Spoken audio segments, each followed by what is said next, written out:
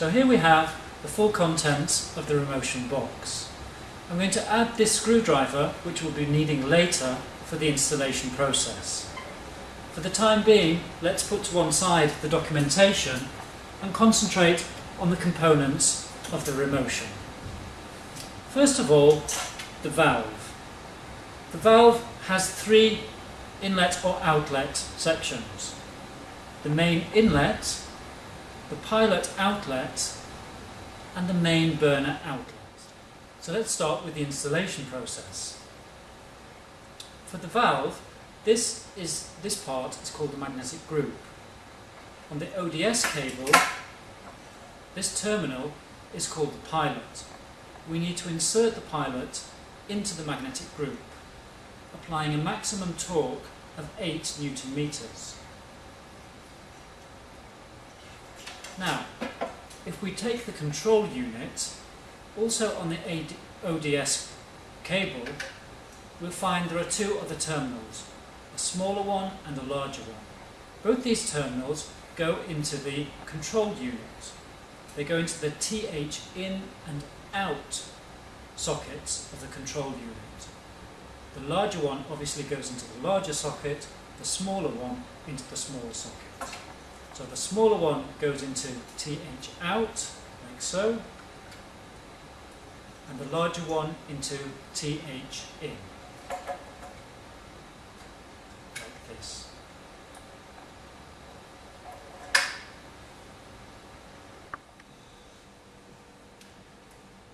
So now we're going to install the touch control pad. This component is optional, so it may not be included in your box. First of all, we need to connect the control pad with the cable. Now the terminal and the socket are symmetrical, so it's important to make sure that they're correctly aligned. Ensure that you can see triangles on both the socket and the terminal. Align the triangles and connect them together. Next, the other end of the cable goes into the control unit, and that goes into the section marked touch. So we place that in there, like so,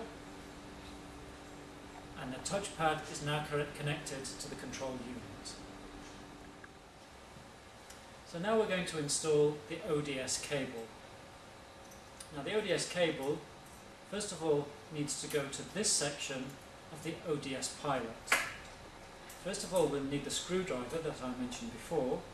And if we loosen this screw slightly, and then insert this horseshoe-shaped terminal underneath the screw, and then we tighten the screw to make sure that that stays in its place. Next, the other part of the cable needs to be impaled onto the sharp point, like so. The other end of the cable goes into the control unit, and the two sockets for this are labelled chassis for the white oblong terminal, and the black cable goes into the spark socket, which is labelled with the electricity symbol. That's a triangle with a small thunderbolt inside.